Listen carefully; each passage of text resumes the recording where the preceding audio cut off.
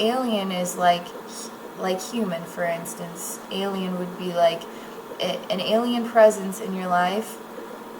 For me, being sensitive to already know that spirits exist, I've known spirits existed since I was a little kid. So it's easy for me to sense it, to feel it, to make those connections, because I've always lived in a reality where I could feel that I was surrounded by invisible people.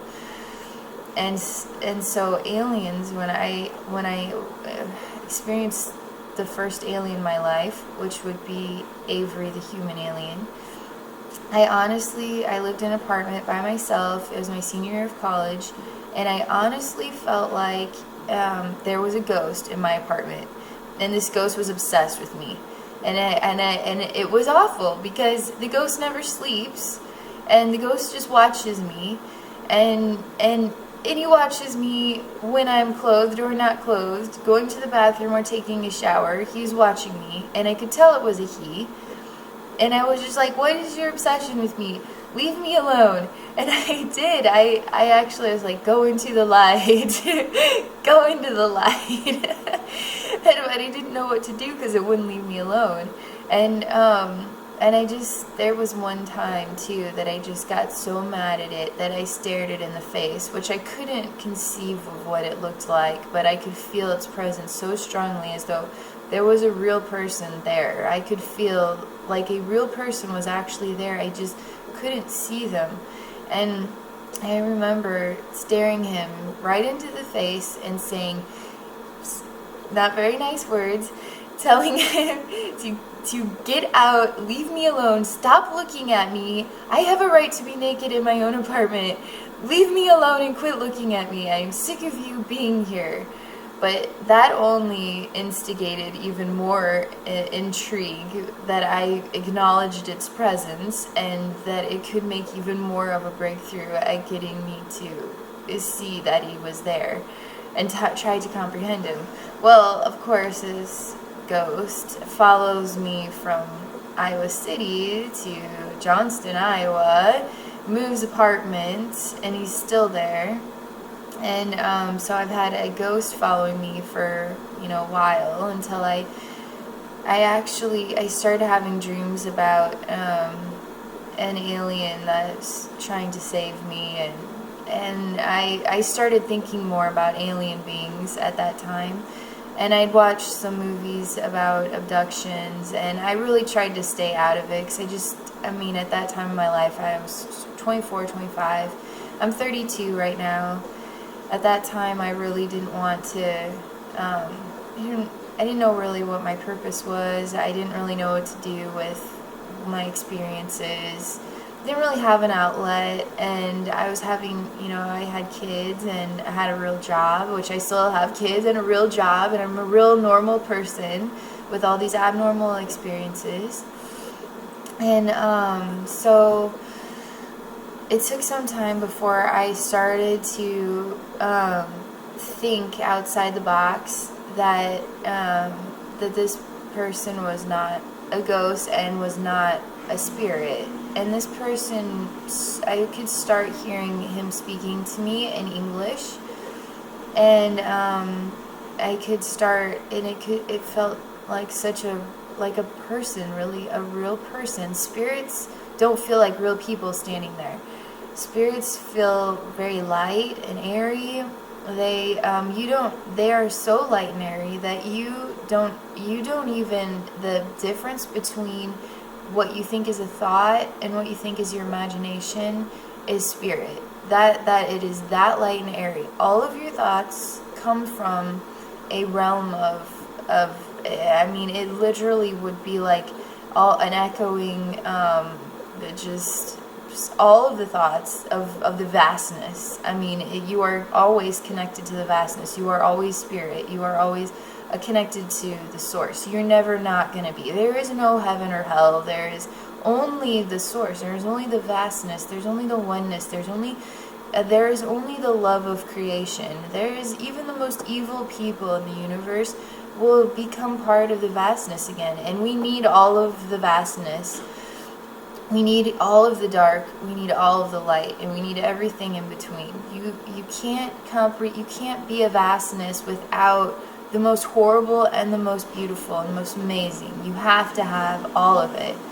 And you have to experience all of it if your soul truly desires to know the vastness, to know it in its purest expressions. I mean, the physicality that the physicalness that is expressed here, the denser worlds that you can explore, it gives you such a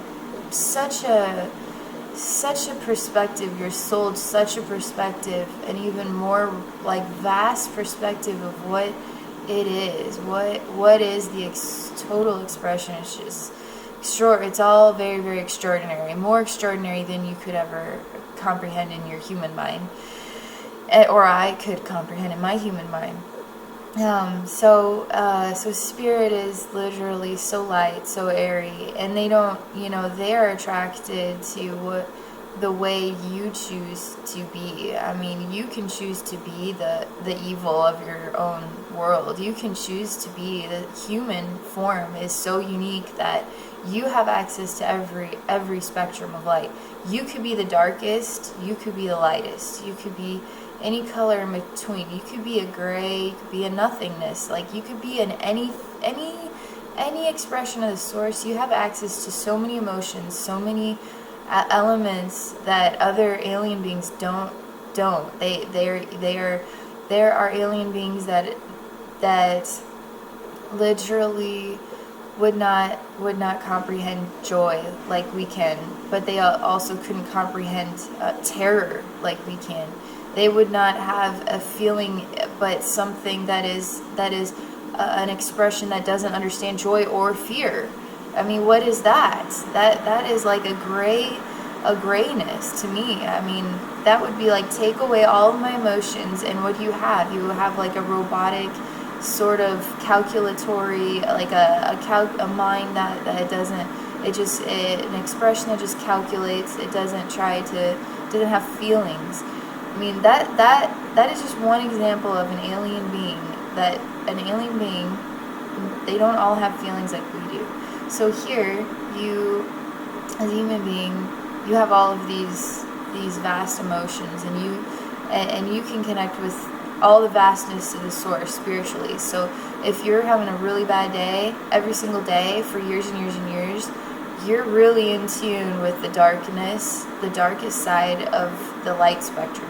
And so as a connection to that, you are actually connected to all the spirits of the darkest side of the light spectrum, and they are so into you that they want to help you explore more of what they have to offer. And so they'll just keep filling your void with their messed up dark world, and that's what, addictions to depression and addiction to anger, and it literally is like an addiction to the darkest side of the light. And you don't have to have that.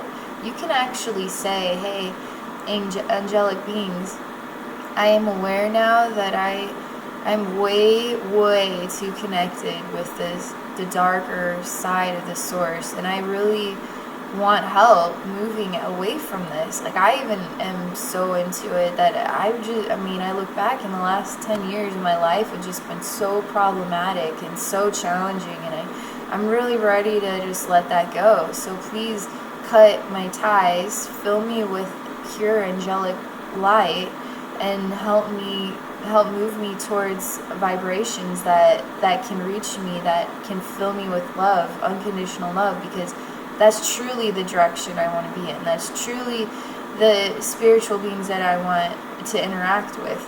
And everybody has spirit guides. Everybody does. And your spirit guides are your best friends. They're your best spiritual friends. And so you have a choice to listen to them, or to be in your chaotic dark world. And guess what? They're always going to be there to try and help you get out of your chaotic dark world. But if you're really connected to that, you are also really sensitive to picking up on the darker inspirations. So that is entirely a spiritual connection right there. That is nothing to do with aliens at all. That is just what feels like life. That is what feels like fate or destiny. That is what feels like, I guess I was just meant to be miserable. That right there, those are all, your entire exploration right there is spiritually based. You're entirely connected with a spiritually based experience right there. And it's so light. Spirits are so light, so airy that they're really hard to detect that they're there. Only after years and years of my life and developing a sensitivity to knowing the difference, have I discovered, have I become like more able to hear them and trust that what I heard is not make-believe, and that really did come from a spiritual being and not my own brain. Because what is truly the difference between thoughts and spirit? It's all part of the source, It's very complicated like that. Alien beings are way more physical. They feel way more physical. They can, for instance, so there's Avery the Human Alien. There's another alien that I've recently met who does not fit on any. Nobody on this planet has ever heard of an alien of this kind. So I don't even know exactly how to pronounce his name, but it came to me as Ipaygus. So Ipaygus. And but I call him Ipaygus because I don't know, just easier. But he sounds kind of like a hillbilly if I call him Ipaygus versus Ipaygus. He sounds like a Greek god or something.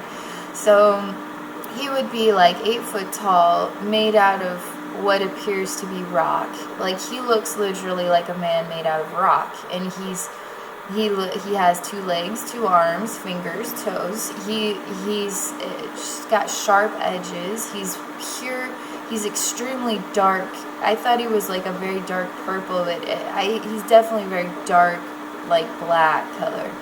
And he has eyes and a mouth, and he lives on a planet that would be deemed by human beings uninhabitable, and because it's just like a rock world. I don't even know what lives there. I'm still learning how to communicate with him, but he definitely, what is inside of him is definitely my best friend, a soul that is like my best friend's soul. So it doesn't matter what he looks like. It doesn't matter where he lives. I can see him, and at first I was like, get the hell away from me. Leave me alone. You're not entering my realm of existence. I don't want anything to do with any creatures that look like you, because I couldn't tell at first if he was spirit or alien, because the interactions can blend and feel very similar. Because aliens can mind speak. So it can feel spirit-based. But I'm starting to discover that, too, I can see, if I talk to him, because I can see the world that he lives in. And the way he communicates with me can be emotionally, like, he can instigate emotions. He can make me feel completely relaxed if I start crying, because these interactions are usually, like, extreme for me as a human being to tolerate. So it is very emotional for me, and he can actually shut off my emotional response, so I don't feel that grief or sadness anymore. But it only lasts for what would be several seconds before I come back to my human psyche again and feel things again. And Avery the Human Alien can do that too. So there's Avery the Human Alien, and then there's Ipaygus The Rock Man, and then there's what I call the Blue Men group, which they're also fairly recent, which I was very unapproving of their presence in my life when I first saw them. But they're literally like, they look like the gray aliens, but they're blue. They're like a baby blue color. They have the big black eyes, the little small mouth, the little nose. They're very skinny, very short. They literally are stand like little children, like 3-year-old children. and hairless bodies, don't wear any clothes. Ipaygus doesn't wear clothes. Avery doesn't always wear clothes. Why do they have to all be naked? But why do we wear clothes, you know? We feel like we have something to hide. They don't feel like they have anything to hide. They don't have that part of their, that's not part of their physical, mental, that's not part of their experience as alien beings to feel like they need to wear clothing all the time like we do. So I guess, I don't know, the only way I could describe the difference is, the interactions with alien beings, they can alter the way I feel. They can communicate without words, using words, which spirits can too. But the response, there's a serious physical response when I communicate with alien beings. Like I feel a presence in the interaction. I feel it's just more of a physical experience. Spirit is so light and airy that it feels like that it's all coming from my own head. It's all my own thoughts. There is no spirit. Is so light and airy that I understand why human beings don't believe in a spirit realm, because it is hard to sense the difference between what would be a thought or what would be my imagination and what would be a spirit trying to share information with me. So that's all I'm going to say for now. So I hope that this has been helpful, and please share comments. This would be my 4th video of me speaking openly on these subjects, and so I apologize if I seem a little spacey or I get off topic. I'm still working on my presentation skills. I don't often speak about these topics. I'm often just writing about them or keeping them to myself. So I hope to make progress on how I share my thoughts and ideas. But I would really love to hear what your thoughts are on it, so please don't be shy, and I think it's good to share. So thank you again for watching, and more videos to come, so feel free to subscribe to my channel so you don't miss out. Thank you.